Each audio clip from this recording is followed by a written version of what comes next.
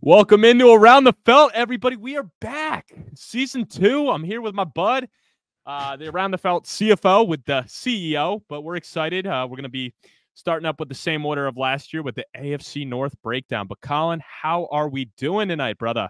Man, it feels really good to be talking ball with you again, bud. I mean, this just think like a year ago when we first started this thing to where we are now. Like, I don't know, doing the AFC North prediction pod, I feel like it has a much different feel right now than it did 365 days ago.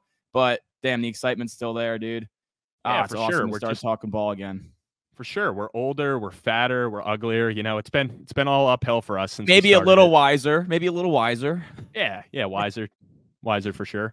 Hair definitely for some hasn't grown as much, but you know, we're not going to name names here, but yeah, man, it's great to be back. So why don't you get us into the breaking news?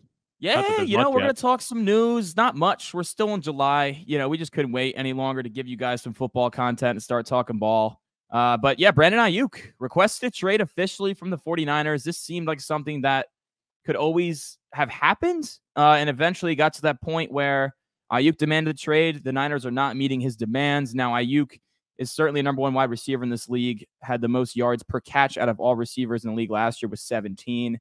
He's shown he's a dominant perimeter threat. I feel like the stats would be there more so on a total output basis. If you were in a different offense, the Niners do run the ball the most in the league, and they have a lot of mouths to feed. But Aiyuk wants to get paid like a legitimate number one wide receiver, and after Justin Jefferson reset the market, Reagan, Aiyuk wants to get up towards that number. It seems like the Niners aren't willing to go over around that 25 a year mark, where I think he wants close to 30. Your thoughts? Do you think Aiyuk gets moved? I mean, I would say yeah. Why else do you draft a guy like Ricky Pearsall? I mean, I guess it's more of maybe a long-term move, and I know they just put him on the PUP or the IR to start the year. I saw that yesterday or 2 days ago. Yeah, but yeah, I would say he probably gets moved at this point. I mean, they're a team that's, a lot of great players, but you can have a lot of great players when you're paying the quarterback less than $1 million a year. So yeah, makes that easy. But yeah, I do think they end up moving him. I just don't think they want to pay him that money, and I think somebody. Like at the age he's at, I think somebody will be willing to give up a first-round pick. And if you're the Niners, it's hard to say no to that. Yeah, I think he would definitely fetch a first-round pick, Reagan, but I actually don't think they move him. He's under contract for this year, and they have the leverage where they can just franchise tag him next year. He's not going to threaten to sit out 2 seasons. That won't happen. So although he requested a trade, this is what happened with Debo 2 years ago. They eventually reached a deal before the season started. I think this is less likely than the Debo situation where they extend him, and that's why they took Pearsall, because they were talking about moving Debo or Aiyuk during the draft and leading up to it. Because, like you said, Reagan, eventually Purdy's going to have to get paid, and you can't lock in all these long-term contracts. You just paid Bosa a ton of money. Eventually, they're going to have to let some guys go, and that's why you draft Pearsall as that insurance policy, because the Niners run 3 wide receiver sets at like the least amount in the league. So they're not taking him now to be a contributor this year, but I mean, they're like the Super Bowl favorites or second behind the Chiefs. And I think this year they want to go all in, and you have the leverage to tag them again next year. So I think Aiyuk is going to stick it out and play this year in San Francisco and then potentially get moved next year before the draft. That's what I think is going to happen. Yeah, no, I mean, I definitely could see that happening. I mean, I right away, there's a couple situations where I'm like, that team could use a wide receiver. They have the capital, and they're kind of in that win now mode. So I could see the Steelers, a team where do you truly believe Pickens is at number 1? They lost Deontay Johnson. He's been flirting with Pittsburgh a little bit too. That's a team I could see, but I also could see some younger teams going out and getting him. I mean, what's stopping Washington from getting him?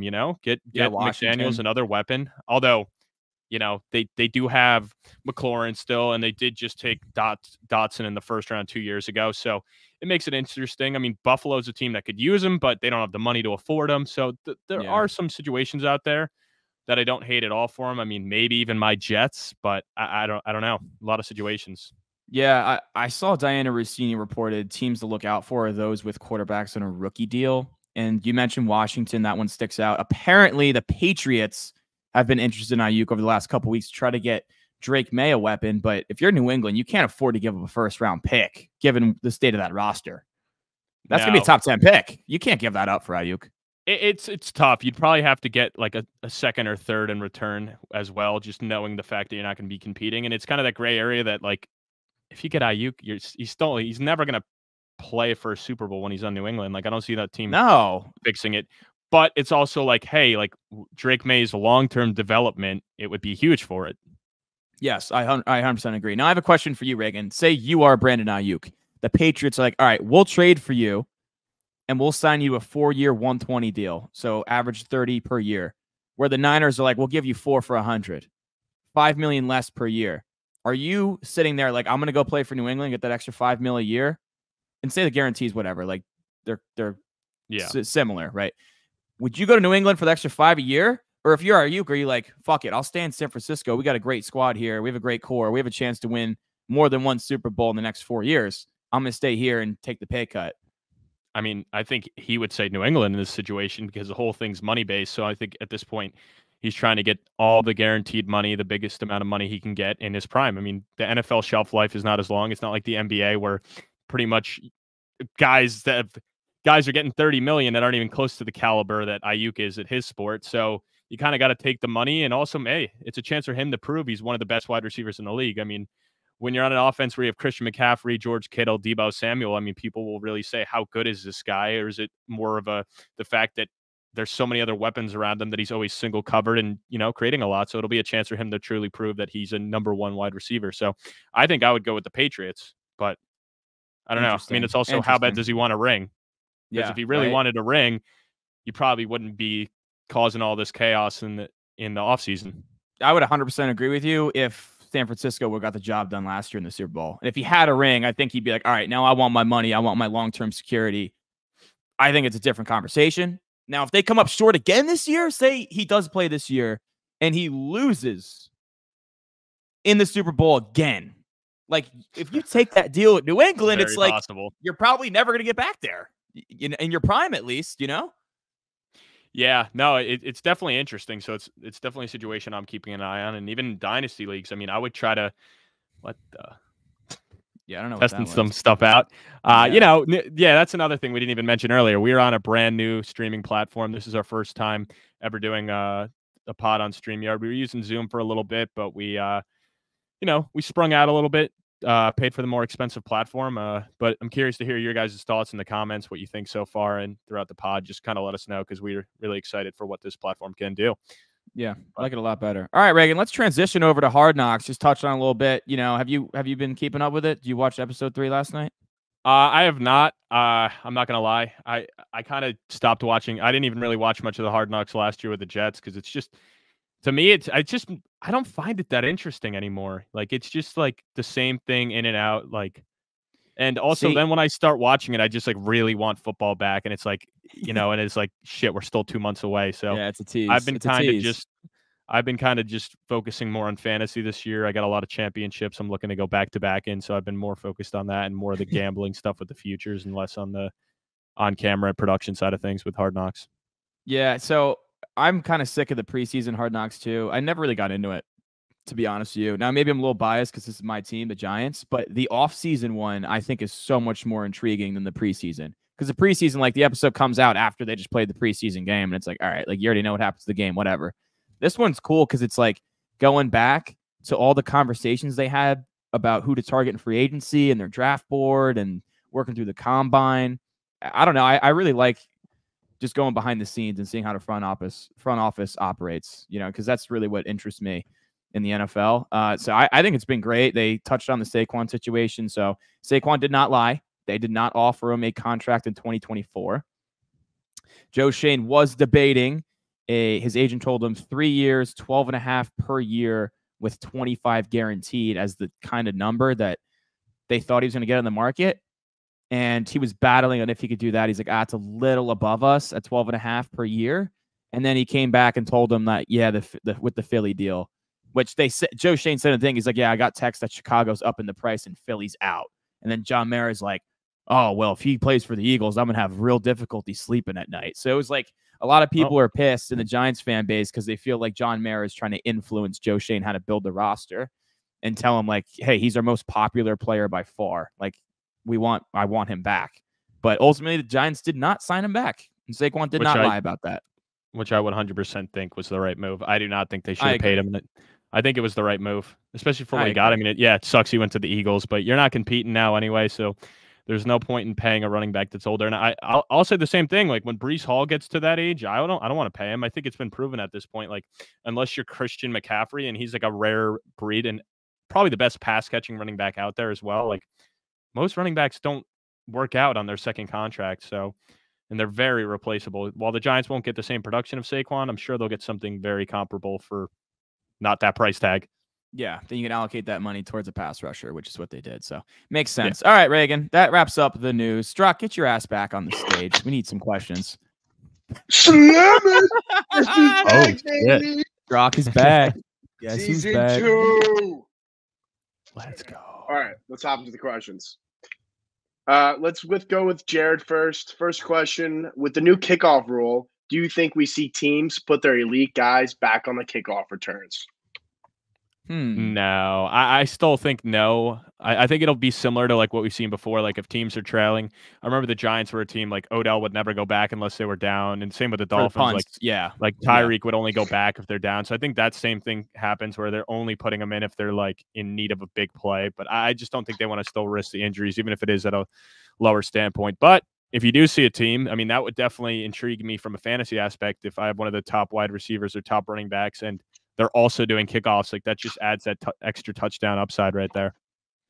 Yeah, I agree with you, Reagan. I don't think you're going to be seeing star players back there unless it's like, all right, we're down by 7, 2 minutes left. Like let's put our speedster back there. I think more so it's going to make the game more exciting, in my opinion. Less touchbacks, more returns, less risk for injury with the guys being closer together, and also gives some guys some roster spots that probably wouldn't have had it. You know, those return specialists are now way more important, where, yeah, they don't have the route running ability to be a contributor wide receiver or the build to be a contributor at running back, but hey, they can return kicks and they can make an impact on the game where they probably wouldn't have made the roster. So I like that aspect to it too. I like to see NFL up the roster limit a little bit from 53 up to like 55 to account for the new special teams rules, because you have guys that are key contributors on special teams that are now more important than ever. Yeah, for sure. I mean, that's a good point. So I wouldn't be shocked if they up their roster size, but I think that's something that comes to the next collective bargaining agreement, something like that. Because I know they're already talking about adding an extra game, so I think that's something to increase roster sizes as well. That's down the pipeline. Second question, a fantasy question. In a dynasty league, keep, trade, cut T. Higgins, save Flowers, or Pickens? I think it's an easy keep in Flowers for me. I mean, he's the youngest one at this point. So I'm big on the youth when it comes to dynasty. I mean, I think you need to be well-rounded and have some win now guys, but I definitely that's cool that it pops up on the screen like that. We'll get into that in a second, Zach. But yeah, I'm going to go with Zay Flowers keep because I'm big on the youth and stuff, and he had a good year last year. I think I'm going to trade Higgins, and I'm going to cut Pickens because I'll get into it later with the Steelers, but until they have a competent quarterback, which I still do not believe they have in either guy they got this offseason, I'm not in on Pickens, where the other two guys are playing with MVP caliber quarterbacks right now, so who seem to be locked in for the future. Higgins is a little risky because we don't know where he goes in the offseason, but if he does stay with the Bengals, I mean, another 5 years of Joe Burrow throwing him the ball then after that contract doesn't sound too bad to me. Yeah, this one's tough. I think this is definitely T. Higgins last year in Cincinnati. He was the only guy tagged that did not reach a long-term deal. I think it's very unlikely the Bengals would be able to afford him after this year and give him that long-term deal. And if they wanted to do it, they do it now before the wide receiver market blows up even more. So with the uncertainty of Higgins and where he's going to be next year, potentially on a bad team that wants to overpay to get their young quarterback a weapon, I'm going to cut T. I'm going to trade Pickens. He did have 1,100 yards last year. I think 5 or 6 touchdowns. He is still not the most diversified receiver in his route tree, but he is really good downfield, and Russell Wilson is as boom or bust as it gets. He either stretches the field or he throws checkdowns, and he does throw good deep ball. So I think with Russell Wilson, Pickens could top what he did last year, and also like his only competition right now is Roman Wilson, who just got drafted. So Pickens is going to be on the field a ton. And I'm also going to start Zay Flowers. Similar to Pickens, just not a lot of competition in the wide receiver room. I think Baltimore's got to shift to more of a 2 tight end set to get Likely on the field because outside of Zay Flowers, I mean, I'm not a believer in fucking Rashad Bateman. He's been who they terrible. did pay though. They did actually pay him. They did. It was just it was like a little bit of a pay cut from that 5th-year option, I think, but they did extend him another year. But I'm not a believer in him. The OBJ was a failed experiment. Zay Flowers did show a lot of promise, although he's not the most physical receiver. He does run hard. He gets open, and he's shown that he's Lamar's most trusted target in that wide receiver room. So I'm also going to start Zay Flowers. Yeah, no, I mean, and then for those of you who aren't watching on YouTube, Zach submitted a question and it popped up before, but he was saying about what? Did the question guy say he could ask the question yet? I'm sorry. You know what? I'm gonna fall into place. I'll learn my role. I am sorry. I'm sorry. Don't piss off Jock early in the preseason. You don't want to get on for those of you listening, you should see his face right now. I've never seen him so angry with me. Yeah, I didn't even know Zach was on the bench. Yeah, no, Zach. Oh, surprise appearance! Yeah, that's what's cool about StreamYard. You could be on the bench and just pop right in. So the question I had was, did you guys see? Mad. Oh, sorry, I just typed it in. But did you guys see Joe Burrow's proposal for the 18-game schedule? And if so, what do you think? Where essentially, I think he said like week 14 or 15, you can make that a universal bye for all the teams, and the NFL can go and throw in their Pro Bowl and those festivities in that week, and then the whole playoffs will get pushed back a week. So the Super Bowl falls right before President's Day that Monday, which is a holiday.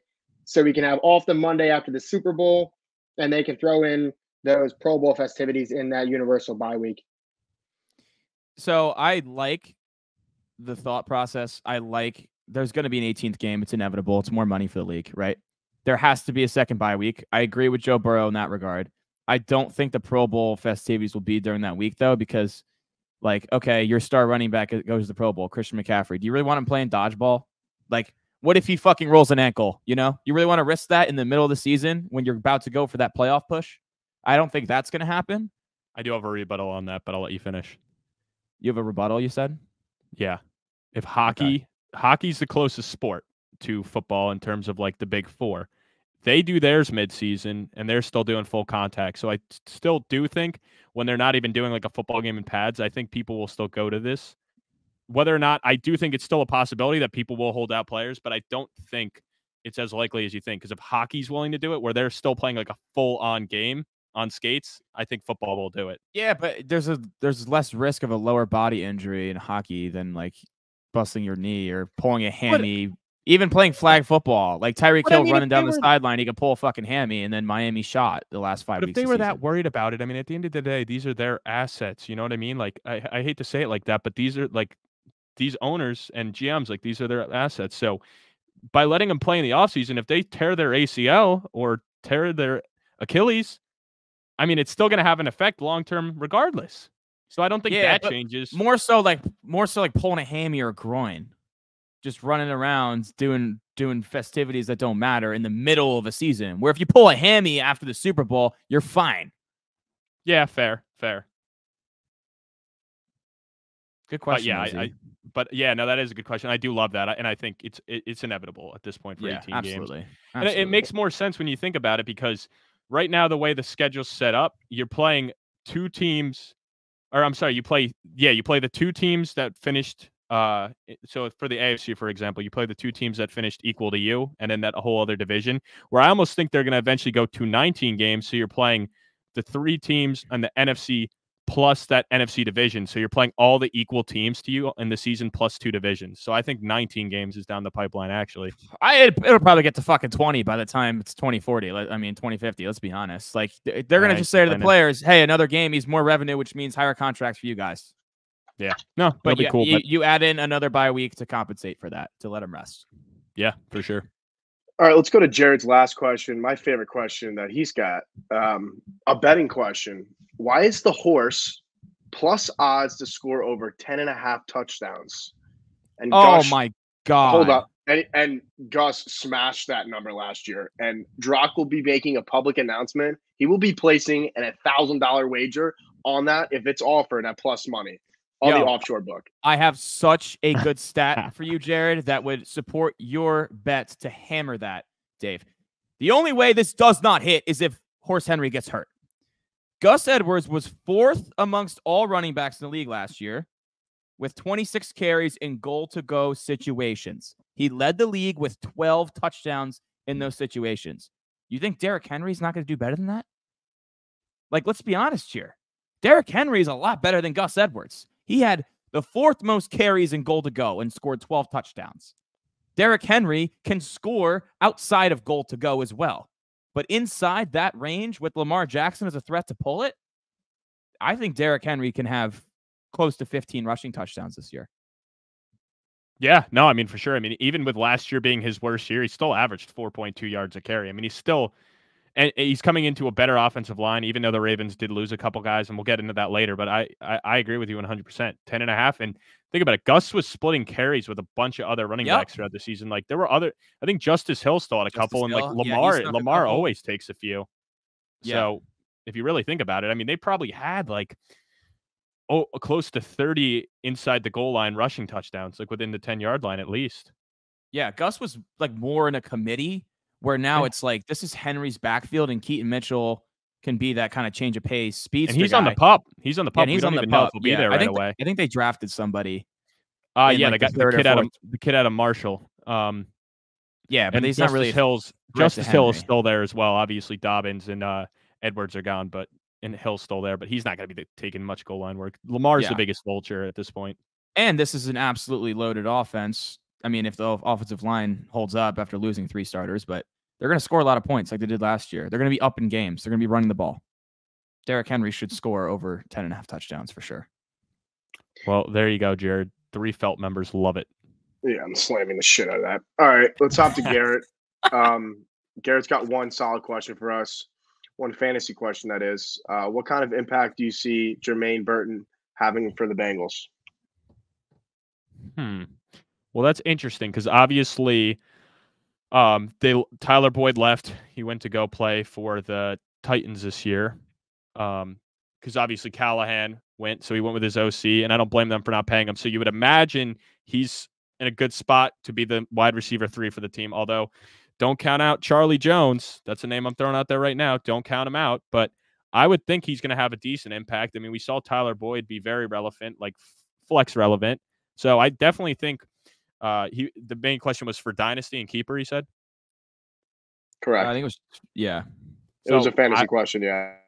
But, I mean, for Dynasty, he's definitely a guy I'm stashing, especially with the uncertainty with Higgins. I mean, Colin highlighted it before. He really doesn't think he's going to be on the team next year. So this is a guy that by next year could be the number 2 wide receiver for Joe frickin' Burrow. So I'd be very excited if I was able to get him. And he's maybe not startable this year, but definitely has bright upside for the future. Yeah, I don't think he'll be startable this year either, Reagan. But Burton did play more on the outside in college when he was at Alabama. So, I mean, obviously Boyd played the slot. So can Burton win that role in the slot? I don't know if it's likely. Could they move Jamar Chase to play more in the slot? I think that could happen. But yeah, like you mentioned, I mean, they got Jones in there as well. They got the guy from Princeton, how do you pronounce the last name with the I? You know what I'm talking about. Ivasovas or something that they took right. the 5th round like 2 years ago. So they have a couple young bucks that are competing for that 3rd spot for when they do go 11 personnel. But yeah, can Burton play the slot? Maybe. I don't know. I think certainly next year is when you could reap the rewards of stashing him in Dynasty, just because if T. Higgins leaves, like it's Jamar Chase and a lot of nothing. So, Reagan just made a roster move. Did Reagan just pick up Jermaine Burton? Yeah, I wonder. No, I picked up Charlie. I picked up Charlie Jones. Charlie Jones. Okay, dropped Trey Tucker. I think that's smart. Yeah, we'll see. You know. All right, let's hop to Austie. Hey, the King Austie. Austie's got for us, which rookie are you guys most excited for in the AFC North? Ooh, which rookie am I most excited for? You know what? I think I'm going to go with Roman Wilson. And that's just because the Steelers have been so good at drafting receivers on day 2 and developing them into really good quality players. And I think Roman Wilson fits the Steelers perfectly in that he was in that run first offense at Michigan, didn't get a ton of glory, but he was tough He blocked really well downfield. I think Mike Tomlin's going to love that. And he did make plays when the opportunity presented itself. And he is a very well-rounded receiver. So I think he will win that second job in Pittsburgh. I don't think he's going to have like 1,000-yard season or anything like that, but I think 700 to 800 yards is pretty reasonable for Roman Wilson. I think he'll be pretty solid as a rookie and good stash in Dynasty.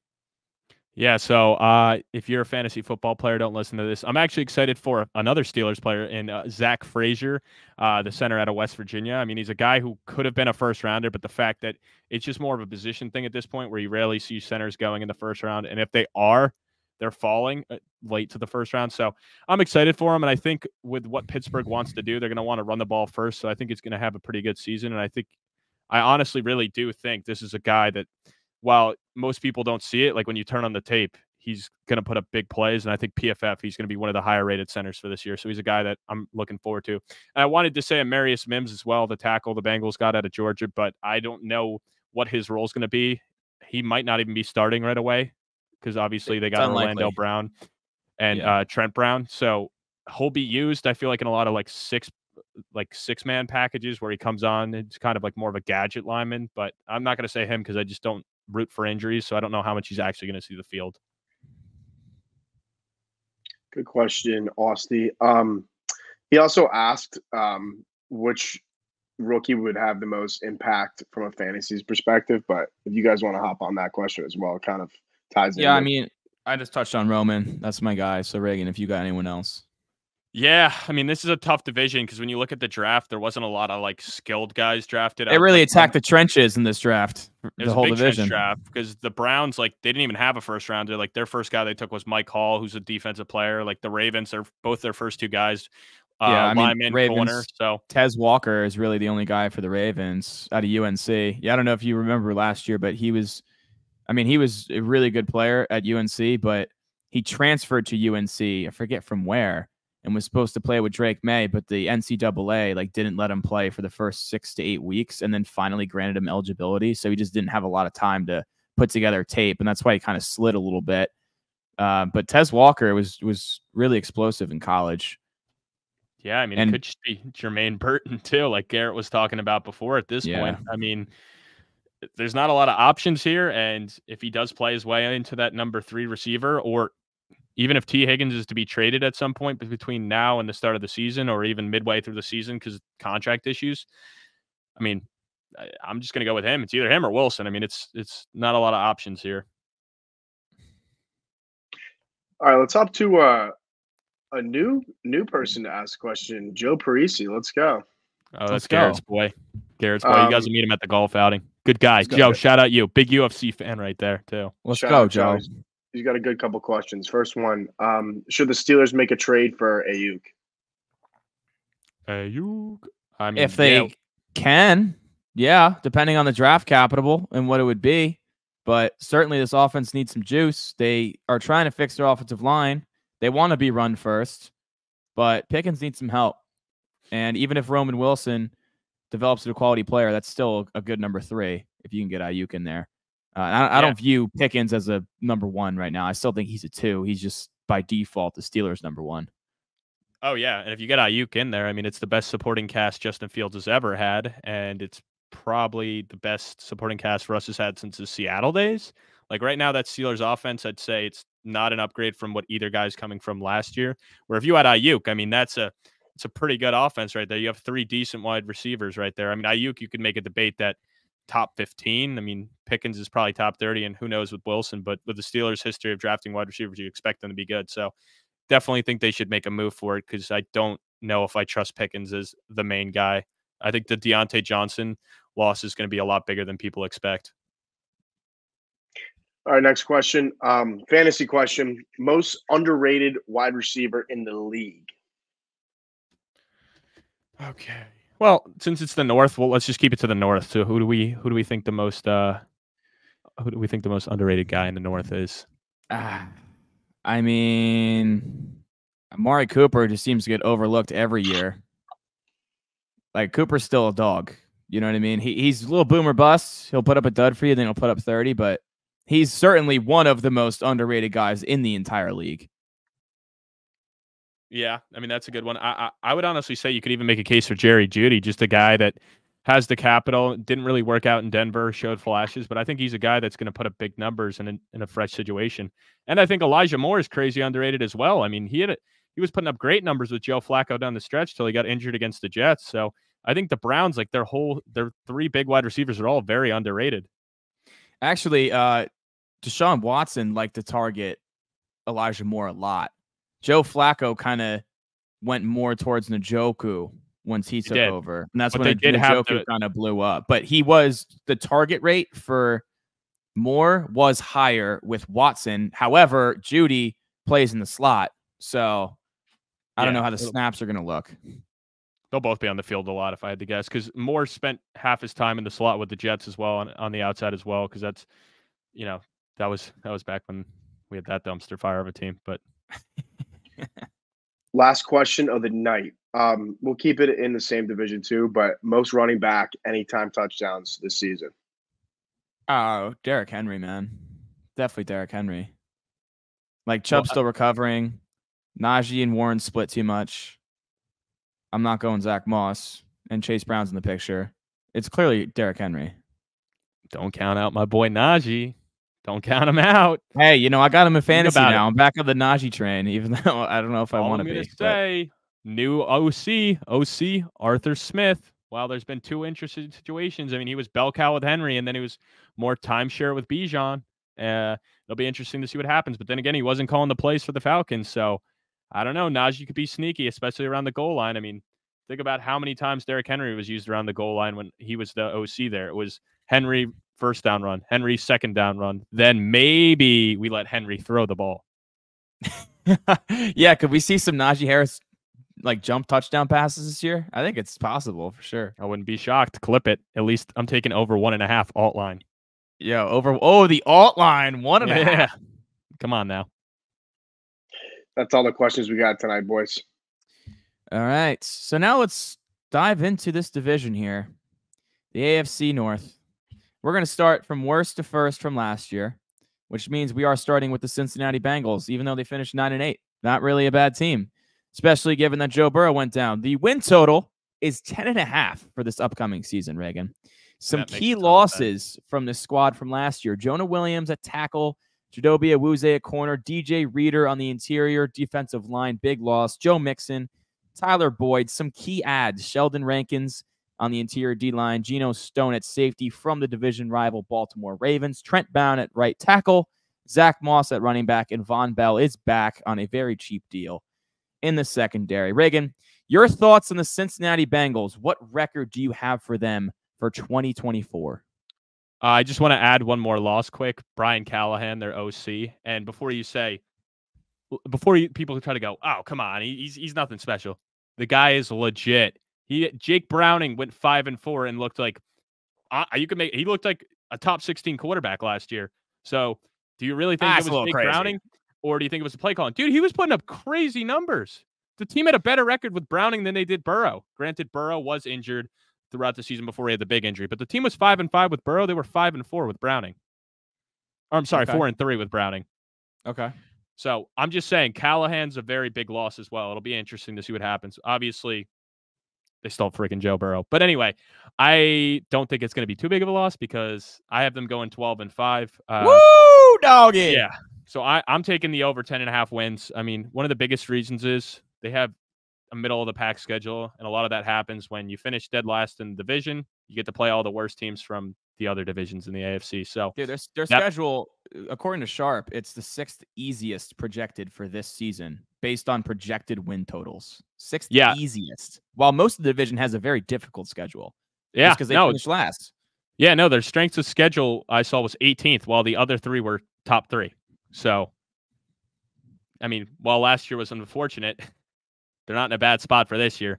But yeah, I got them going 12-5. I mean, Burrow coming back. They had a ton of cap space. While they did lose some key guys, they were able to fill a lot of holes. I mean, you get Geno Stone. I mean, yeah, you lost Mixon, but I mean, Zach Moss and Chase Brown, like I think they can more than well hold their own.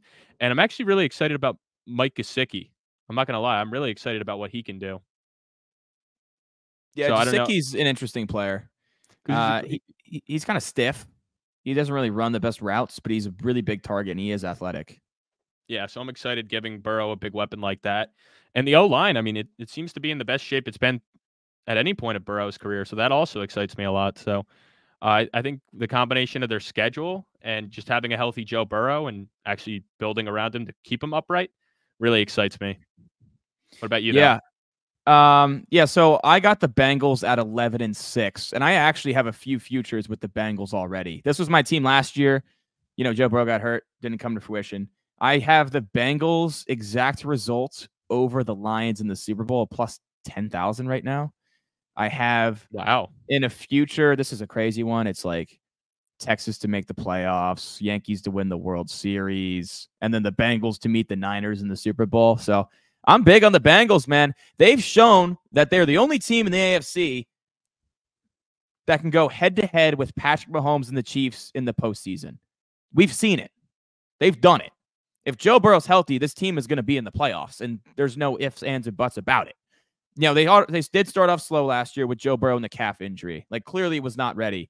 After 4 weeks, though, once he was taken off the injury report, they went on a 4-1 stretch. They lost. Their only loss was to Houston on a last-second field goal. They beat San Francisco in the Super Bowl, Buffalo, playoff team, Seattle, and Arizona.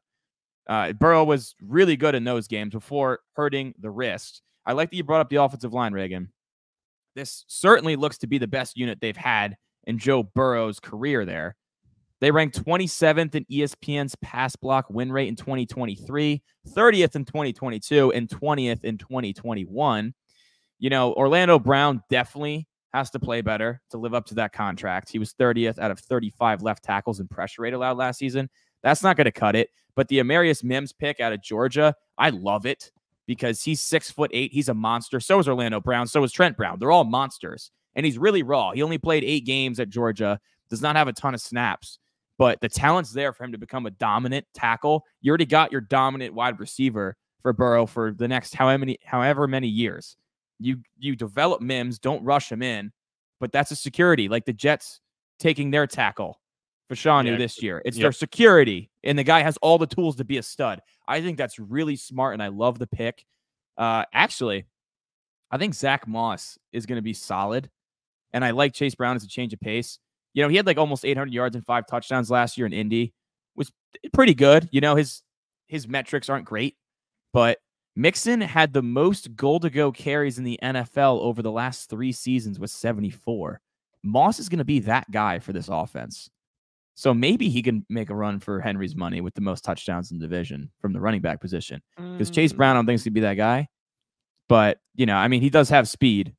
So I really do like the offense. The defense is the big issue for me here. They were not good last year. They were bottom 10 against the run. DJ Reader with him on the field the past 2 seasons, they were first against the run, where when he was not in the field, they were worst in yards per carry.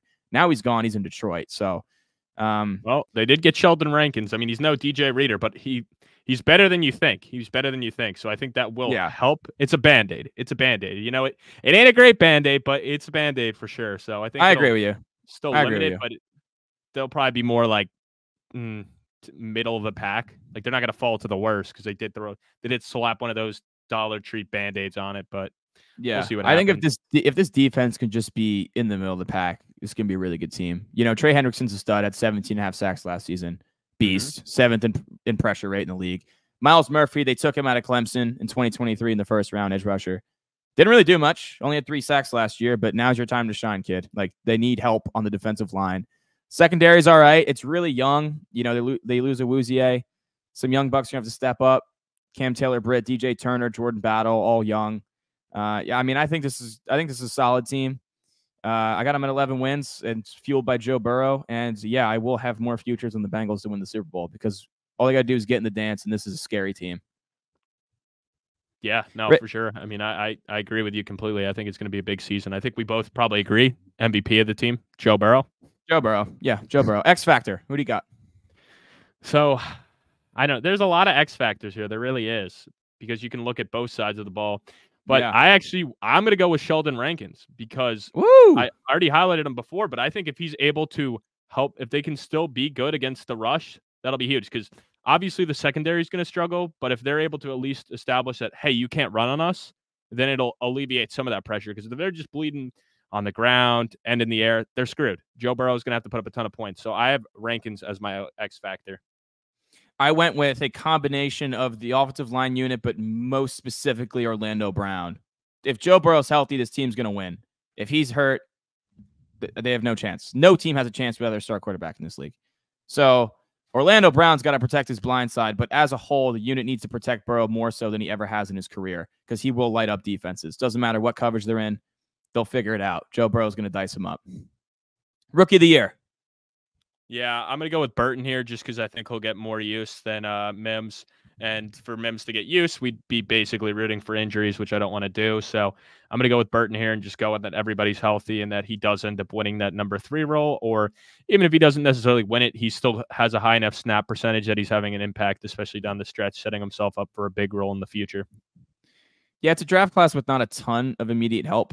Mims is not going to start right away. Burton could be that third wide receiver. I'm going to go Chris Jenkins, the interior defensive lineman from Michigan, was really good in that championship front last year. He might start more so in 2025, but if they still struggle against the run early on, I think Jenkins can get thrust into the mix and could potentially earn himself a role on a playoff team. So I think Chris Jenkins can have a big impact in the middle of that defense. Yeah, all right. That's a good one as well. Let's move on to the Pittsburgh Steelers, who did go 9-8 last year, kept Mike Tomlin's winning season streak alive, 17 seasons. The win total this year is 8.5, so they're right teetering that line again on whether or not that streak is going to survive. Reagan, does the streak end in 2024? It pains me to say it. It does. They go 7-10 this year. I mean, look, they have the third hardest strength of schedule, so it's going to be an uphill battle. But putting that aside, like, they went out and got Russell Wilson, which I'm totally for because at the end of the day, they only paid him $2 million. Like he took the vet minimum, which is he's able to do when the Broncos had to pay him his whole entire salary still. Yep. But look, you're putting him in a very neutral situation. It's not like Pittsburgh is a better situation than he had in Denver. I mean, you look at the skill players. I mean, you could honestly say it's worse. Like I think I'd rather have Sutton and Judy as my wide receivers than Pickens and Rome Wilson, who's unproven. There's nothing about it. So. And in the running game, I mean, yeah, it's better, and you have a Jaylen Warren who's definitely more of a gadget guy, which you didn't have in Denver. But I don't know. I'd say it's a very neutral situation. And Justin Fields, same thing, a very neutral situation where he proved he wasn't a good pocket passer. I mean, he's very athletic. We're not going to deny that, but neither guy exactly screams we can get over the hump with this team. And I know they really did address the offensive line, so that'll be helpful. But it's not like Fields had a terrible O-line in Denver or Wilson had the worst O-line in Denver. And honestly, people will be like, what do you mean? Russ had a great season last year. Russ's season last year was good on paper. It really wasn't a great year. It was good for fantasy. It wasn't good for real football. And you casuals out there will see that and be like, oh, they don't know ball. Yeah, he was great for fantasy. He threw 26 touchdowns, 8 picks. Yeah. He wasn't efficient. And half the reason he threw all those touchdowns was because you have Javonte Williams, who had a terrible year. He did not come back the same. He didn't have the explosiveness that he had before. So when you can't run the ball, you got to pass the ball. And they did connect on a lot of big plays. And Courtland Sutton had a great year. But yeah, it's great for fantasy. But I'm not bought into this team at all. I mean, I love the moves they made, but I just think with the strength of schedule and just the AFC getting so much better, teams like the Jets, we expect to be way better. Teams like the Chargers, we expect to be way better. I mean, the whole AFC South is very interesting to me because Texans, Jaguars, Colts, and even the Titans, who I'm very high on this year, and I'll get into that in later episodes, you don't know what it's going to be like there. I mean, not this shit again. Not Reagan high up on the Titans again. And in the AFC East, man, I mean, outside of the Patriots, all those teams are going to compete. And then in the West, the Broncos and Raiders aren't going to be great. So to me, there's only 3 teams in the AFC that I think can definitely not make the playoffs. And I find it hard to believe that Pittsburgh is going to be better than 6 or 7 different teams to get that 7th wild card spot. So I have them going 7-10 this year. Yeah, Reagan, I agree with you on a lot of points. Some key losses here. Deontay Johnson, as you mentioned earlier. Patrick Peterson, although not in the heyday of his career, still a solid contributor at corner. Mason Cole at center. Kenny Pickett. They did bring in Patrick Queen on that defense. Dante Jackson at corner. Justin Fields and Russell Wilson to compete at quarterback. I will say the best thing for the Steelers this year as compared to last year is that Matt Canada's gone. He was just awful. He was awful. No creativity. So predictable. Just a terrible offensive scheme. They did run the ball a shit ton, especially in first down. Mike Tomlin wants to run the football and play defense. That's why Arthur Smith kind of seems like a perfect hire for what Mike Tomlin wants to do. So they're still going to run the ball a lot with Najee and Warren. They're both still going to get a ton of touches. Now, this defense, I have the Steelers at 8-9, so I also think the streak ends. But this defense is just so good that they can win games even though they don't score over 20 points. Like, it's just ridiculous watching a Steelers game. It's so boring. And you did mention the schedule too, Reagan. Sharp has them as the most difficult schedule in the league. Their last 8 weeks of the season, they have all 6 division games in arguably the best division of football. The Chiefs and the Eagles, right? Yeah, so if the Steelers are anywhere around 500 through 9 games, they're not making the playoffs. They're not having a winning record. I don't think they're going to be in that position. Now, one thing that they just brought in 2 quarterbacks, Russell Wilson, Justin Fields. Both of them get a lot of shit for getting sacked, for holding onto the ball. This offensive line, although it should be better, it's still really young. Broderick Jones got him in the first round in 2023 out of Georgia. Troy Fautanu, their first-round pick this year, tackle out of Washington. That should be your left and right tackles. Zach Frazier, you mentioned earlier, at center. So it should be better, but it should also experience growing pains. It's really young. Now, having either Russell Wilson or Justin Fields back there with a young O-line where they really hold the ball long, it sounds like a lot of sacks, and this offense is not built to play behind the chains. That's what really worries me about this offense. Yeah, Pickens took a step forward last year, 63 for 1,140 yards and 5 touchdowns. Needs to be more consistent. Najee had 1,000 rushing yards, 8 touchdowns. Warren's still better in almost every metric, yards per carry, explosive run rate. But nobody cares about the nerd stats. Nobody cares about the nerd stats. Najee had a great year. We should have stopped at 1,000 yards, If they gave him the ball more, then maybe he probably would have had the most rushing yards, just saying. Yeah, I don't know. I mean, I got Najee now, but I think Warren's just a better player at this point. But I didn't want to interrupt you before, but I was laughing when you go, well, they got rid of Matt Canada. Well, they replaced him with Arthur Smith. So I know. And that's another thing I didn't even say before. Like, it just screams like similar to Nathaniel Hackett. Like, this guy didn't work out as a head coach, and he had success as the OC back in the day. So let's give him a job. But I think it's going to be similar to what the Jets dealt with last year, where it was just a guy that did not deserve a job that got a job. And I don't think it's going to work out for Pittsburgh with Arthur Smith. Yeah, I don't know. This offense really does worry me. The defense is loaded all over the place. I mean, they were top 10 in almost every major metric last year. 9th in points per drive allowed, 11th in pressure rate, 11th in sacks, 8th in takeaways. And that's even with Cameron Hayward. And now he's entering his age 35 season. So going to have to start thinking about his replacement. TJ Watt, 19 sacks. I mean, what more do you have to say about TJ Watt? Absolute stud. Alex Highsmith, stud opposite him. Joey Porter looked good as a rookie. Mika Fitzpatrick, one of the best safeties in the league. Defense is loaded. It's going to keep them in a lot of games. It's just, can they score enough points and not get too far behind where you have to worry about Russell Wilson or Justin Fields dropping back to pass and holding the ball and taking sacks behind a young offensive line and really just hurting the confidence in this offense. Ultimately, I think the schedule's too tough. That streak does end this year, 8-9 for the Pittsburgh Steelers. Yeah, I mean, I think we're both on the same page there with them missing the playoffs. I mean, my MVP. My MVP, I'm going to go with Patrick Queen because I think he's going to have another all-pro type season. I think he's going to be a tackle machine again this year. So I could have gone with Watt, but I just think you already know what Watt is. So, and he's going to get his sacks. Don't get me wrong, but I think Queen's going to have such a big impact in the run game as well that it's going to be putting him to the MVP thing. And maybe I'm getting a little cheeky with it and not taking the obvious one, but I'm going to go with Queen. You're getting a little cheeky. I'm going TJ Watt. I mean, the dude can push for 20 sacks every season, can push for DPOY every season. He's the most valuable player on this team. All right, X Factor, Reagan. Yeah, so there's a couple options you could go here, but I think it's just got to be the quarterbacks. I mean, no matter who it is, I mean, this team goes as far as the quarterbacks do. I'm a Jet fan, so I'm going to bring them up, but look at last year. One of the best defenses in the league, terrible quarterback play. They finished 7-10. If the quarterback play isn't great, then they're a 6, 7, 8-win team. If the quarterback play is great, then this is a playoff team. They have the defense. It just all comes down to the quarterbacks. Yeah, I'm not going to beat a dead horse. I exactly agree with you there. Rookie of the year, Reagan.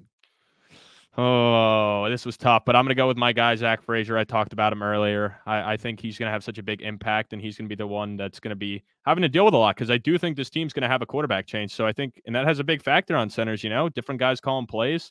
So I think he's going to have a big year here, and I expect him to be one of the highest ranked centers come the end of the year off of PFF ratings. You like him more so than Troy Fautanu, who they took in the first rounds? Yes, because I just think he's going to have a bigger impact year one because of what he's going to have to go through. Because I think they're going to be throwing a bunch of different quarterbacks, and he's the rookie center, and I think he's going to have to step up and be the one that's going to have to command it. He's the center is the second quarterback of the offense. You know what I mean? Like he's the leader of the offensive line. So I just think right away he's going to have to do it. And I think if he wasn't a center, I think he would have been drafted earlier. I just think a lot of it speaks to the position. Yeah, he's a really good run blocker, so I get that. I like Troy Fautanu too, a tackle, but I'm going to go Roman Wilson here. I touched on him earlier. I think he can have really big impact for this offense and help elevate the quarterback play and take some stress off, the whole offense. Depoy. I mean, I guess you're going to go with Queen, right? I'm going to go with Watt. Touched on the MVP. Yeah. I mean, I don't know, because it's probably, I mean, Watt's probably the Depoy because he's going to have the bigger numbers because sacks are more important. Because I kind of view MVP as like who is the most important. And I feel like Queen's going to have maybe a bigger impact while Watt puts up the bigger numbers. Yeah, but more important, like the Steelers' record, though, without Watt is like, I don't know the exact thing, but I think they said it last year towards the end of the season. They're like 2-13 without Watt or something crazy like that. But you also got to think their linebacker play was like non-existent last year, so that's going to fill a big hole. But yeah, you're probably right. On Devin Bush. Yeah, I mean, really, honestly, it's probably Watt for both. And if you want to get cheeky, then it's Queen. It's all right. I'll allow you to be cheeky, bud. All right. I'll go with Queen then. All right. Let's move on to your Cleveland Brownies, Reagan. They let you down last year a little bit. Just a tad. Kind of embarrassed you in front of the whole world. Picking them to win the Super Bowl with Joe Flacco. I don't really. Yeah. Reagan's like, fuck the Browns. I'm so over them.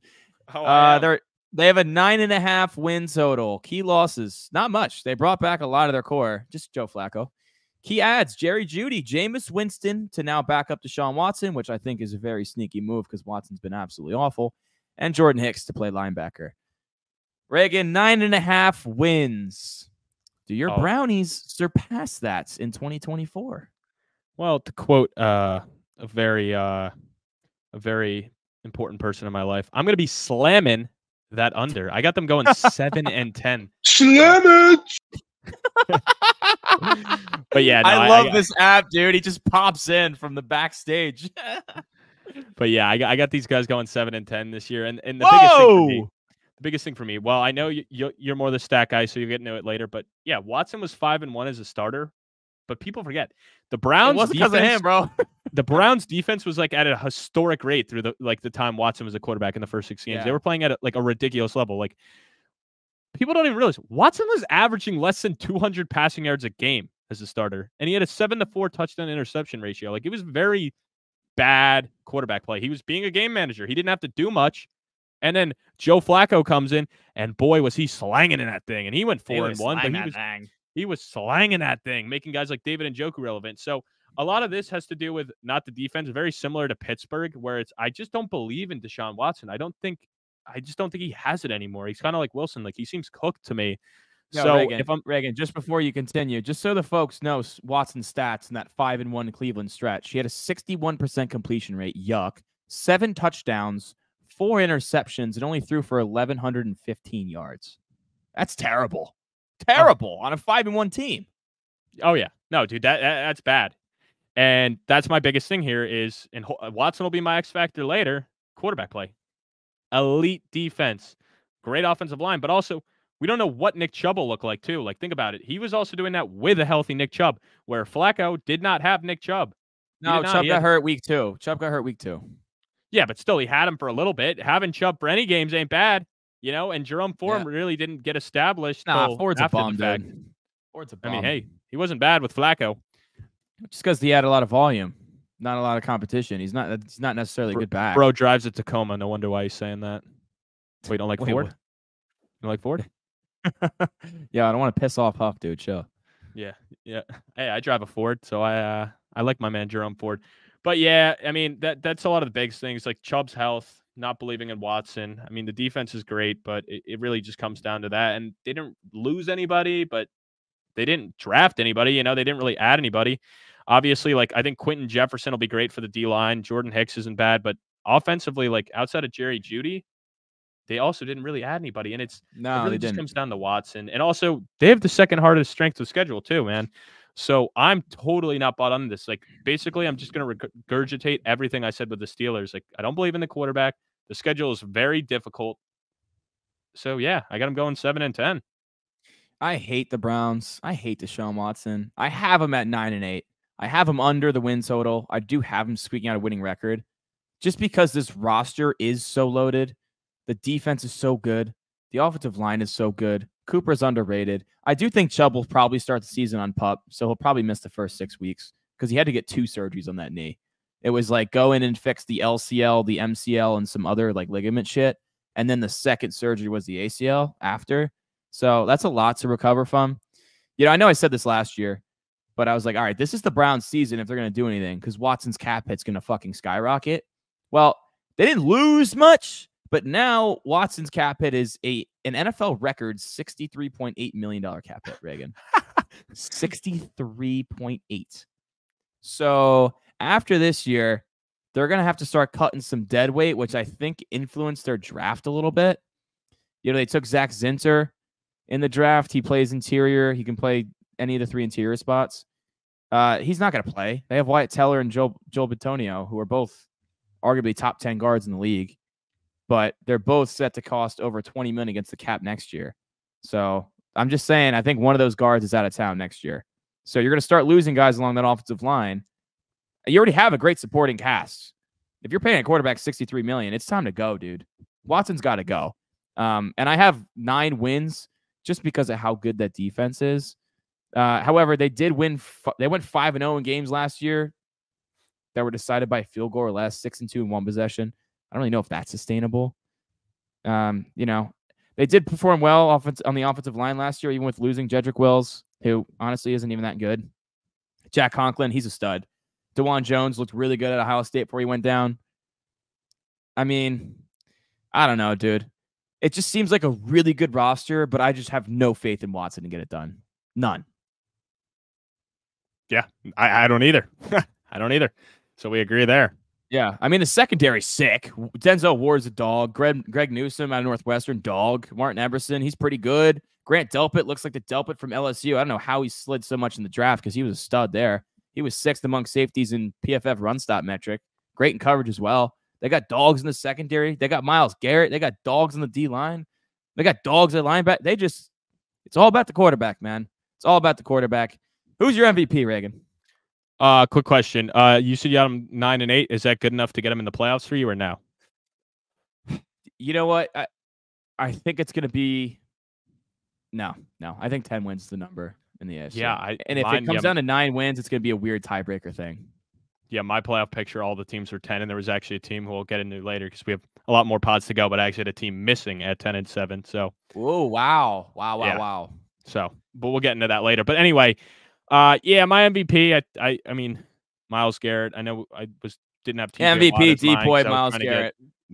I mean, you know, I got cheeky with Watt, but that's because they just added like another All-Pro to the team or second team All-Pro. So at least you can make a case where here there's really no other guy you can make a case for. I mean, I guess maybe one of the offensive linemen, but I don't think they'll have a big enough impact to could even compete with Mr. Garrett. Yeah, no, Mr. Garrett's that dude, bro. He's the MVP. He's the D-boy. He's probably the best edge rusher in football. Hit him, Watt. I don't know if you could say probably the best pass rusher. I mean, it's such a big debate. There's no clear-cut one. Yeah, it's true. I would say him and Watt are the top 2. I mean, Parsons is definitely up there too, but Parsons doesn't have a deep-boy. So is Bosa. Bosa's got a deep-boy, yeah. Hendrickson. Yeah. I mean, Hendrickson's getting a little crazy with, but Hendrickson and Crosby are in that second tier, I think. That's second tier. But still, the 17.5 sacks, man. I know. It's 17.5 in second tier. I know. It's crazy. So I don't know. We'll see. All right. But X Factor, I think we agree, dude. Deshaun Watson. This team goes where Watson goes. I think it's pretty obvious. Rookie of the year. Yeah, man. I mean, they didn't really add anybody, bro. Like, the problem is with this draft class, it's a lot of like depth pieces and really not much immediate help. Like they were kind of they were still short on draft picks with the Deshaun Watson trade, even into this draft. Yeah, but now finally they have all their picks back. I'm gonna go Michael Hall Jr., second rounds interior pass rush from Ohio State. He had a pressure rate of over 10% in each of the last 2 seasons from the interior, which is kind of that metric that you want to look for guys that can have pass rushing juice at the next level. So, I mean, if he can contribute as a pass rusher from the interior on an already loaded defense, I think it'll have a big impact. But other than that, man, there's really not a lot of immediate help here. Yeah, I'm going to have to agree with you, man. Like, he's the only guy that might actually touch the field. I mean, I guess Zinter, you could say you could make a case for Zinter if he does end up starting. Injury. Like, because of an injury. I mean, you said he's very versatile, so there's a chance he gets plugged in a couple different spots, but I don't want to root for injuries, so I'll just agree with you with Hall, man. I mean, cool. He's the only guy that might, well, because obviously most of these teams rotate guys anyway, so he's at least going to be playing. It's not like they're rotating offensive linemen. Yeah. I like when you agree with me, bud. All right, let's move on. The Baltimore Ravens. Obviously, their season fell a little bit short of their ultimate goal last year, losing to the Chiefs in a pathetic performance from the Ravens in the AFC Championship. Just an awful game plan. They looked fucking terrible. Really disappointing. It's no longer about the regular season for the Baltimore Ravens. It's all about what they do in the postseason. They're one of those teams now. They have an 11.5 win total. Very high. Last year it was 9.5, Reagan. I was like, oh my God, hammer the over. I predicted 12. What happened? They got to 12. They won 13. Did they win 13? They did. Yeah, they won 13. So I was a little off. The number 1 seed. Yeah, but, I did predict the Ravens last year. I did predict Lamar Jackson MVP. I do like that, Not to toot my own horn a little bit. But Reagan, key adds here. Derrick Henry, obviously. Nate Wiggins in the draft. Some secondary help. Key losses, Patrick Queen, Jadeveon Clowney, Geno Stone, Kevin Zeitler, Morgan Moses, John Simpson, OBJ, Gus Edwards. A lot of contributors from a really good team last year. Where do you have the Ravens this season? Do they get to 12 wins? Well, obviously, they also lost Mike McDonald, their DC as well, who the Ravens, I believe, had the least. I think they were first in points allowed. I don't quote me on it, but I'm almost positive they were because most of their games are very low scoring. But I think that's going to be a big loss on top of all the other losses. I have them going 9-7 and missing the playoffs. Reagan, did you forget that they play 17 games now? I'm sorry, 9-8. 9-8. 9-8. Hey, bud, they don't play 16 games. Yeah, I have to go 9-8. I said before the Browns have the hardest schedule, or the second hardest. Actually, the Ravens have the second hardest. The Browns have the hardest. So I think the fact that their schedule's so hard, but that's not even the biggest thing for me, man. They're losing 3 of their 5 starters from last year on the offensive line, 2 to the Jets. So I think that is a massive blow because, look, that unit, they were healthy. They played a ton of games together, and they were able to will Lamar to an MVP last year. You're banking on a lot this year. I mean, Derrick Henry's getting older, coming off the worst year of his career. Even if it still was 4.2 yards a carry, it was the worst season Henry's ever had. The guy's a horse. I'm not going to deny it. But if the offensive line's not great, I think it's going to be a very similar outcome to Tennessee. I think teams are going to still be able to stack the box a ton on the Ravens here because, A, Lamar's not the best passer. He's obviously improved year in and year out and gotten better. But still, he's not that. Hey, he's still not that pocket protector that you're more worried about him with his legs. On top of that, they lost OBJ, and while he wasn't a big impact on the team, they also didn't add anybody. They kept Zay Flowers, who I'm super excited for. I do agree with you that they're going to have to go to more of a 2 tight end set, and I think they should between Likely and Andrews because those 2 and Flowers are your best pass catching options. But still, they don't really have, like, unless you believe in Bateman, which both of us don't. No. They don't really have that number 2 or number 3 receiver that you feel confident in. And I think that's going to have a big impact here because teams are going to stack the box a lot, and I'm not excited for it. And then on the defensive side of the ball, just so many losses. And I'm worried about the pass rush because obviously Mbadamike, they paid him. He deserved to be paid. But you lost Clowney, a guy who actually had a career year, which is crazy, at 9.5 sacks. That's a career year for him. But you lose him. Why am I blanking out on his name? Oh, Kyle Van Noy had a career year, but he's getting up there in age too. I mean, he was your number 2. He's back. Though. No, he is back, but he's getting up there in age. So if you're relying on him to be your top edge rusher, I don't feel confident in that at all. You lost Patrick Queen. Obviously, Roquan's a stud, and the secondary is awesome.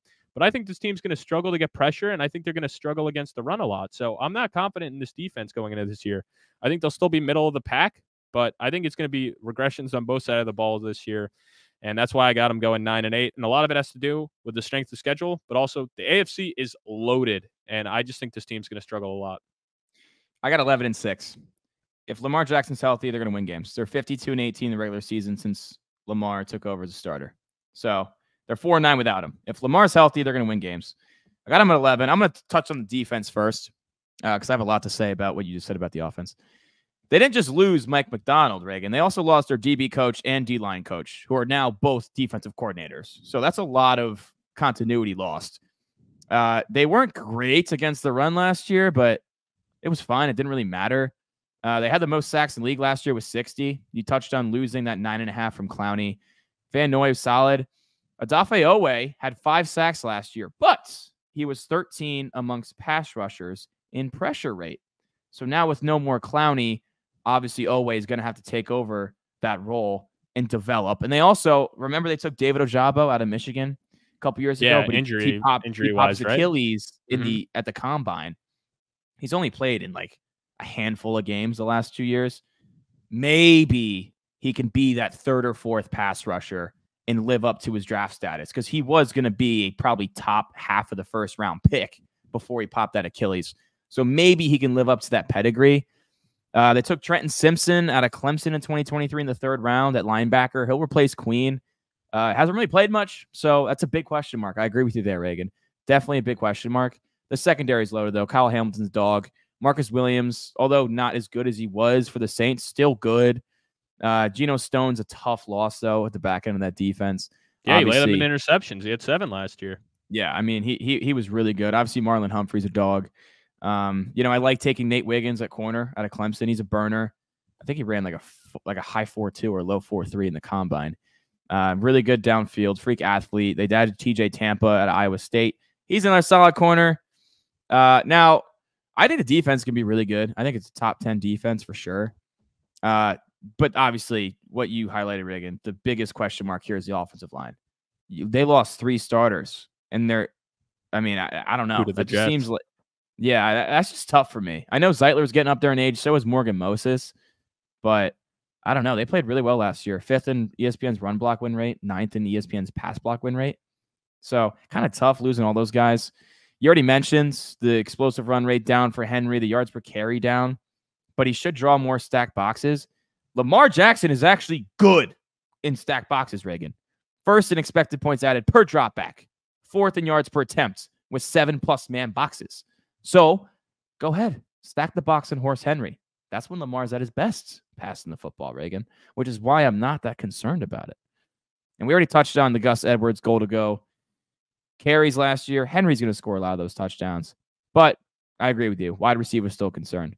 Get Isaiah Likely more involved, please. That's my boy. 21 catches for 322 yards and 5 touchdowns in the final 6 games this season without Andrews. Let's run some 2 tight end sets. Ultimately, John Harbaugh's a winner. Lamar Jackson's a winner. As long as Lamar Jackson's healthy, they're going to win games. They're going to be in the playoffs. Although, I think last year was their opportunity. I don't think they're as good as they were last year. On paper, at least. Actually, not even close. But still 11 wins. Yeah, and the AFC is just so much better this year. And it is. Guys look at the Texans. They got better, but like Stroud's going in the year 2. There's just so many teams where you just got to expect. And like the Bengals weren't even like the Bengals, Chargers, Jets weren't even a factor last year where we expect them to be a factor this year. So it's interesting. Some teams got to give, and I just think this is a team that missed their window and is going to struggle this year. I really do. I'll eat crow again. Hey, I still got to run this milk mile, so you might as well throw another one on. Dude, I think 9-8 is kind of crazy, though. I think that's crazy. When you really look at it, though, it's crazy. But then you look at the schedule, and then you look. It is really difficult. Yeah, it just feels like this is the most stacked the NFL's ever been. But not just that, this is the most stacked the AFC has ever been. It's crazy how deep and good the AFC is. Like before, like there's 3 teams I think can't fight for the playoffs, and you could say maybe I'm a little high on the Titans, but still, even if you want to take the Titans out, that's still 12 teams fighting for 7 spots. Yeah, absolutely. I mean, they're going to need that offensive line to stay healthy, protect Lamar, and I think they'll be all right. They need some young bucks to step up. Sure. They better hope, man. Yeah, Andrew Voorhees, they took him out of USC, tore his ACL last year, but still had the most bench press reps at the combine. So assuming he's going to step into one of the guard spots, just a big question mark, man. Just a big question mark. Voorhees, represent. Woohoo. Yeah. Woohoo. All right, MVP, Reagan. I mean, come on, it's Lamar Jackson, the reigning MVP in the league. Yeah, I agree with you on that as MVP. I mean, you could also make a case for Roquan as the leader of the defense. Yeah. Especially with he's the my loss deep of boy. Patrick Queen. He's my deep boy, yeah. Roquan. Yeah. He's a mine as I mean, well. you could go Matt Abuke if you want, but I just think Kyle Roquan, Hamilton too. You can go Kyle Hamilton, another All-Pro. I just think Roquan really transformed the defense as soon as he stepped in when he got traded from Chicago, and ever since he got there, it's just been a different animal. He sets the tone. He's the leader. I think Roquan's the most valuable player on that defense. Although Kyle Hamilton wears a lot of hats. I will say, like, I don't root for injuries at all, but Tyler Huntley's gone. He left for the Browns. So the backup now is Josh Johnson. They drafted Devin Leary. I think he played at Kentucky last year. I know he was at NC State prior to that. But it's a lot of question marks if Lamar is to miss any time this year at quarterback. You don't feel as confident. If Lamar gets hurt, they're screwed. But even if he's to miss a little bit of time, like they don't have that backup plan where some of these other teams, at least they have a backup plan in place. I think Tyler Huntley's in Cleveland now, but they also brought in Jameis Winston, so he's the third guy. Yeah. But still, I'm more so just saying. But yeah, we both agree Lamar MVP. But yeah. X Factor. I mean, I want to say Lamar again, dude. Like, just because of the fact that the offensive line is going to be not great, and like there's a lot of question marks with this whole entire offense. So if Lamar can just will his way through and have another MVP type season, then I think this team makes the playoffs. If he regresses at all, I think they're missing the playoffs because the defense. I don't know. There's so many X factors you can say here, but I'm going to go with Lamar, just basically needing him to almost will them to the playoffs this year because I think it's going to be an uphill battle. I'm going to go Ronnie Stanley. Has really struggled to stay healthy since he signed that massive extension. We just talked about the amount of question marks on offensive line. Stanley can't be one of them. He's got to be healthy. He's got to be out there protecting Lamar Jackson. If he's healthy and he could bring along these young bucks along the offensive line, they'll be fine. But it all requires him being on the field. Rookie of the year, Reagan. Oh, this is a tough one because this class is just not great. I mean, none of these guys really took him. I mean, I'd say probably Nate Wiggins just because he's going to be slotted in. You can make a case for Rosengarten, the guy who's slotted in to play right tackle right now. But I'll go with Wiggins just because they spent the first round capital on him. And I think even if he's not great, I mean, the fact that the rest of the secondary is elite, I think will hide the fact. So I think he'll hopefully have a big impact year one. Yeah, I think Wiggins is a really fun addition to the secondary. One of the best secondaries already in football. I think it's definitely going to be Wiggins. That's my pick. Dark horse, Tez Walker, though, because they need help at receiver. And if he can actually tap into that potential a little bit, stay in the fields, he's a really good deep threat. I think he'd be a nice compliment to Zay Flowers. That's a little dark horse for you, Tez Walker. He definitely has a chance, man. Not a lot of competition there, so he's definitely going to have his fair share of chances. All right, so just to recap, I got Cincinnati winning the division 11-6. I got Baltimore 11-6. I have Cleveland at 9-8. I have Pittsburgh at 8-9. Yeah, I have Cincinnati at 12-5. They're going to be the 3 seed in the playoffs. I have Baltimore missing out at 9-8. I have I guess technically, actually, let me look because I had them both finishing 7-10. 7-10. You don't have to say which one. I have the Steelers with the tiebreaker, so Steelers finishing third, and I have the Browns finishing dead last at 7-10. But yeah, I only have the AFC North sending one playoff team this year, so something a little different. Wow. Last year where they set a record for, I think, the first division to ever have all 4 teams over 500. So not quite this year. Not quite this year. Arguably the best division in football. Reagan sees one playoff team. Maybe they beat up on each other a little too much in the back half of the season. I think so. It's probably Jock, you hopping back on the stage? Jock, are we doing trivia? Boom! Oh, shit. I don't have any questions. Just kidding, motherfuckers. Jock's prepared, baby. As Mando asks, can we swear? Yes, we fucking can. Yeah, we can. Yeah, chat. I guarantee these are ChatGPT questions. You know what's funny? I will say I did hop the ChatGPT because they have a trivia actual AI, and it's god awful. It was giving me stats from last year. Drock is on top of that this year, so he went and did his own. All right, so I got a couple of different. I have some over unders. So, like, obviously, if somebody gets the first one wrong, we're just gonna cancel that question out, and the other person's not gonna get that point. Does that make sense? Because it's kind of unfair. Okay. Well, also, what format do we want to do? Because I don't love the hand raising. I like the one where we traded turns, and then if a guy got it wrong, he could steal it. But up to you completely, because you are the question master. We could do that. I mean, that's what we did for the preseason last year. We switched it up for the postseason, and we did hand raise. I don't care. I'm cool with whatever. The hand raise just got a little dicey because I know Drock was fucking cheating me, and I had my hand raised first. Why would he cheat you? So you guys want to do You guys don't do hand raises or what? We just said we prefer not to do hand raises, Drock. Sorry, I was trying to change the settings. So what do you want to do? We'll go back and forth, take turns, and if the one guy gets it wrong, then you could pass to the other for a steal. It works better, especially for those like 50-50 ones, because like what's stopping me from just throwing my hand up right away and just being like over, and then if I'm wrong, no repercussion. I mean, technically there's no repercussion either, but there's no thought into it. How many questions are there? 1, 2, 3, 4, 5, 6, 7, 8, 9, 10, 11, 12, 13, 14, 15, 16, 17, 18, 19. Jesus Christ! All right, bro. You work. 19. All right. Yeah, this is what I was doing. I was on my conference call. Hopefully, my boss is listening. Let's do. Let's start off with Reagan and first question. Okay. All right. Was Lamar Jackson's longest rush last year over or under 82.5 yards? Under. It's a really high line. Correct. It was 80. Wow. All right. I'm up 1-0. Woo! We got some music with the new platform. Well, that will be on next pod. All right. Colin, which player in the division had the most rushing yards? Most rushing yards in the division. No. Yeah. It wasn't Najee Harris, was it? Is that your guess? You can't say it like that. Is that your guess? It was not. It was what Najee. What the fuck is that shit, bro? It was Colin, Najee. is that your final answer? No, it wasn't. No, it's Joe Mixon. Wrong. Najee Harris. I get a chance to steal it, dude. Damn it. Oh, that's on me. Well, you would have said Najee, I feel like. I know I would have. All right, I'm giving that to Reagan. Fuck. I just iced myself. I just iced myself so hard. All right, I'm had it. I'm up. You were jerking him off too. Yeah, of course. I did not let it. Reagan, which player had the most receiving yards in the division?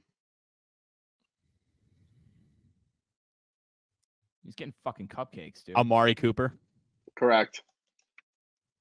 You didn't know that, Colin. Probably would have guessed Pickens or some dumb shit. Colin's getting. You're getting a little bit of a tough one. I'd be surprised if you got this.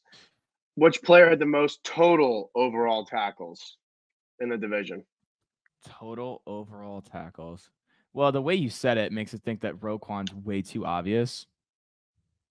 Total overall tackles. Why do I think it's safety? Kyle Hamilton. Wrong. Reagan.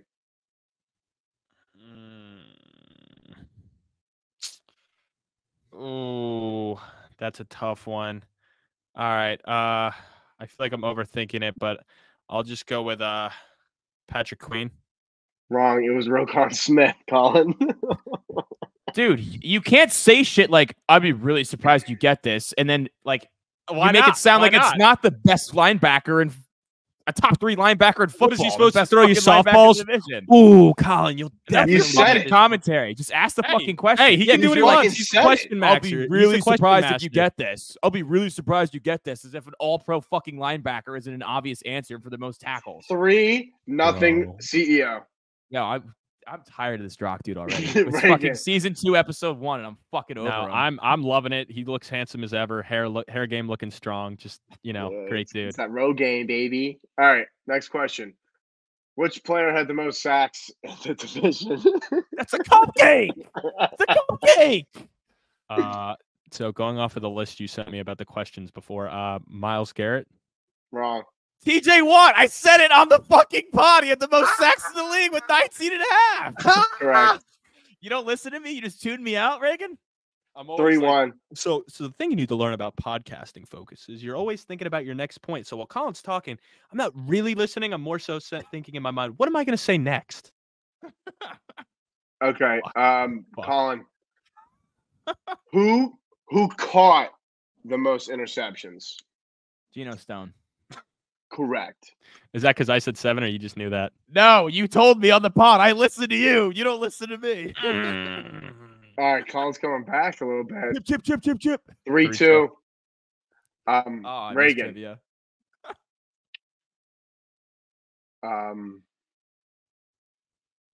Did Justin Tucker have over under 145.5 points as a kicker? What the fuck kind of question is that? Yeah, that was a little bit worded wrong. How many did Justin Tucker have over under? I get what you're saying. Because These are stupid questions though, because you're like, he probably had 144 or 146. Like, how the fuck? He's just guessing 50-50. No, I'm going to go under You're because he wrong kicked there. a lot of. Okay. Go ahead. All right, Reagan. next question. What? Who's wrong, Colin or me? No, You're I saying said I'm wrong. he was wrong. Oh, I said under. That's why when you said it, you're wrong. Wrong. Oh, was- I wasn't. Over. Where's my point? It was You it don't was get shit for that. 147. It was 147. Imagine if it was. I try to picking mix it up fucking with the lines. over under this year. No, I mean I'm fine with that. All right. Colin, who had the most rushing touchdowns? Gus Edwards. That's right. It's Gus Edwards. Correct. He had 12. Yeah, that's right. 3-3. Chip. Reagan, who had the most receiving touchdowns?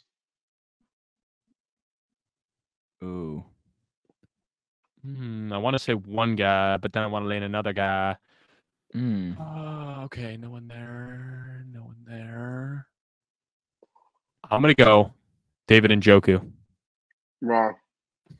What did Njoku have? 8? I think he had 8. Shit. I'm between two guys. I think it's clearly one of these two.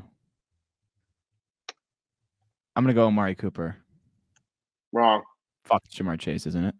Correct. Jamar Chase. Shit, dude. Fuck. What do you have? I'm 9? I didn't put his number down for that one. Sorry, gentlemen. I just know Cooper had so many with Flacco, and it scared me that he surpassed Chase. All right.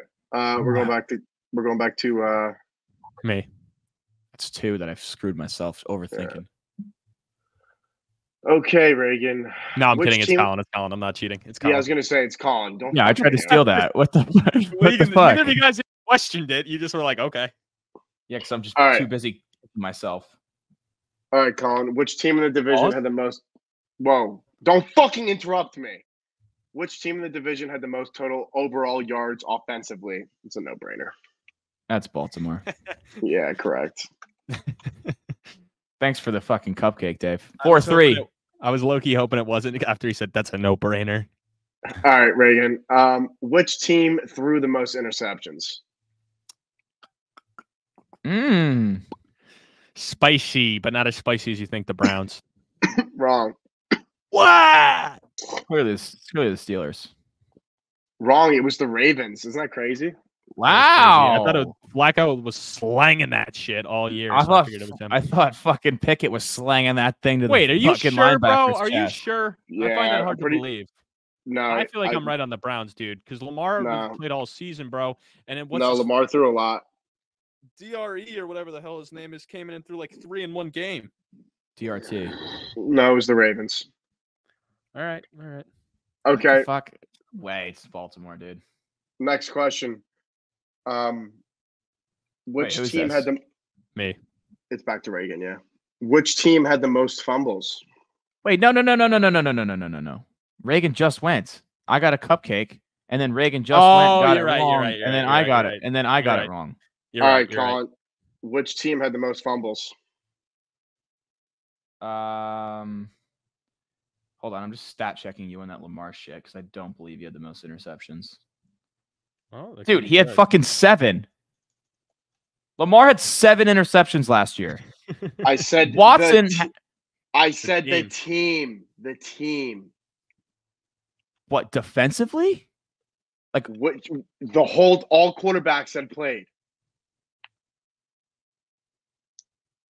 Lamar played 16 games and threw 7 interceptions. Yeah, but he probably got subbed. I mean, this is Lamar, what ESPN actually, whoa.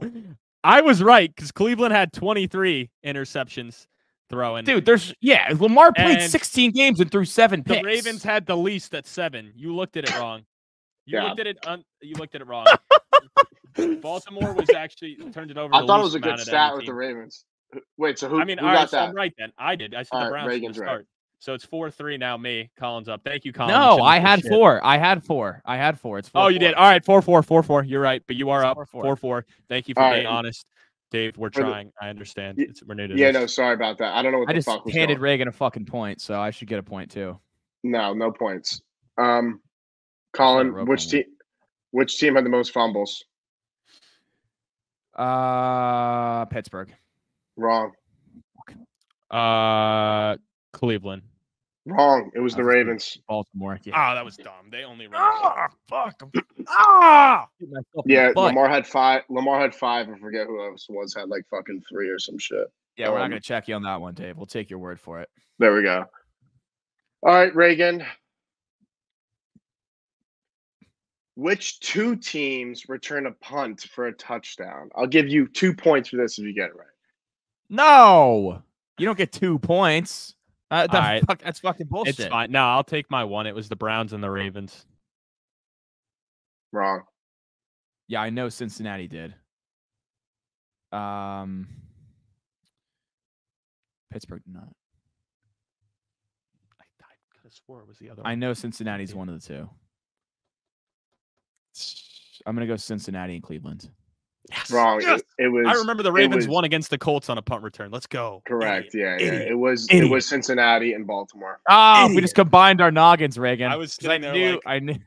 I was sitting there trying to twitch and hoping to be like, oh, he definitely watched him do it against the Jets. Idiot. Stupid. You're dumb. All right. Okay. How many questions are left? This is for Colin. 6 more questions. Okay. Are we sure? Did anyone actually submit any also?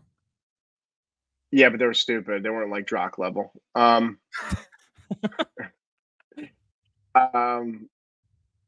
Spit it out, Dave. I'm gotta fucking go through this ginormous list of questions. He has good questions after he just. This is not ChatGPT, okay? This is not. No, I'm just saying generic questions.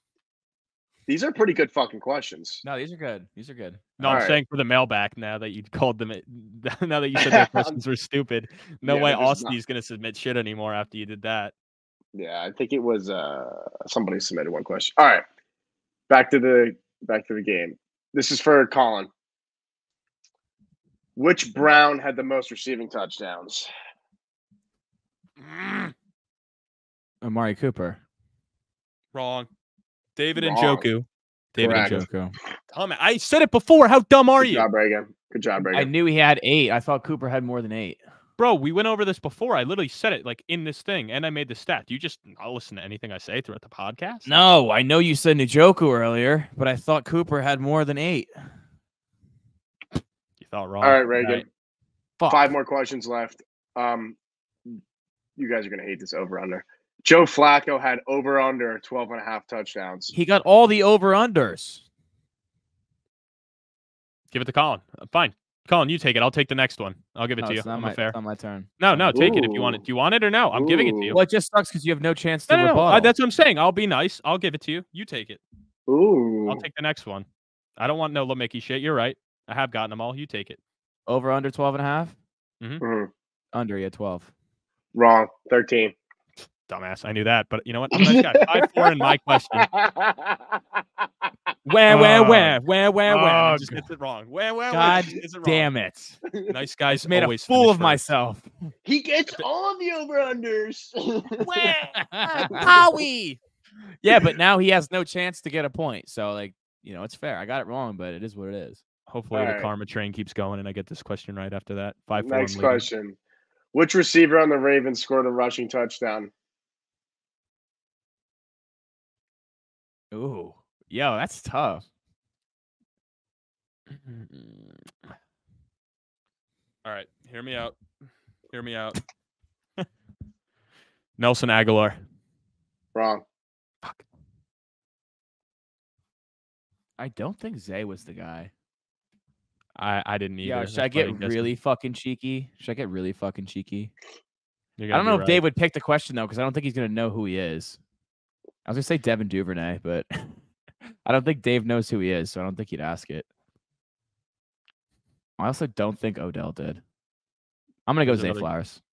Correct. It was Zay Flowers. All right. Yeah, don't get too cute. Who's the returner? That's who I was thinking it might be. I was thinking of the returner. Devin Duvernay. No, the other one from Oklahoma State, the rookie. Oh, Tylan Wallace?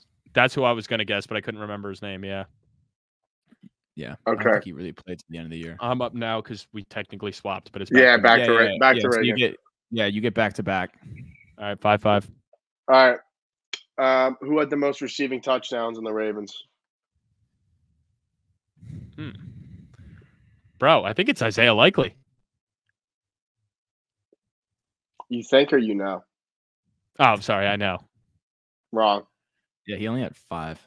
Yeah, but I genuinely didn't know who. I mean, Andrews was hurt. He only played 10 games. I don't think he had more than that in 10 games. You have a 50-50 Although chance. I think he was close. Definitely not Odell. So it'd have to be Zay. It's Zay Flowers. Wrong. It was Mark Andrews with 6. Really? Oh, really yes. See, I knew Likely had 5. I was like, could Andrews have had 6? All right, how many we got left? How many did Flowers have? Did Flowers have 5? Or no, I think he actually had 4. I think he had 4, actually. It was either 4 or 5. I don't know, but damn. That's a good question. How many you got left? 2 more questions. Oh, you guys sick of my fucking trivia questions? Wait, yeah, so this this should be the last one. We're 5-5. So if Colin gets it, he wins. Use the if last not, one as then we go to the next question. No, because Reagan went first. The next one should be a raised hands tiebreaker. One of Colin. Yeah. If neither of us. This is a good question. Okay. This could be better than the last one.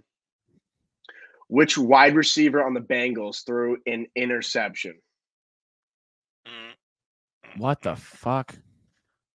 What wide receiver on the Bengals? Tyler Boyd. I didn't see the hand raised. No, I don't have to raise my hands. It's the last question. This is my last question because Reagan started. So this is the last question. All right. You got it right. You got it. Yeah! Come on, I want to come back. Come on, Reagan. I'm beating that ass. Picking up right where I left off. I was going to send Trent Irwin anyway. I was like, I don't remember Jamar throwing. I don't remember T throwing. It's got to be Boyd.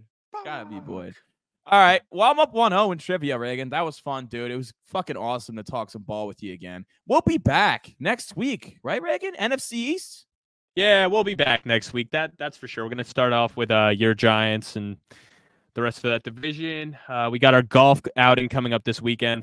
So for those of you coming, we're excited to see you guys. If you can't make it, wait, man. I can't wait for the outing. You'll have to check out the YouTube video that one of our fellow around the base mates, Caleb's going to be making. He's going to be getting some photos and videos, so you'll be able to get to see some of the stuff from the event. But yeah, next week we'll be back, and I know you guys are doing an Octagon pod as well next week, so we'll have a lot of content coming out over the next week. Jam-packed week next week. Can't wait for the outing this weekend. Can't wait to talk about my New York Giants next week. Thanks for tuning in. We'll catch you.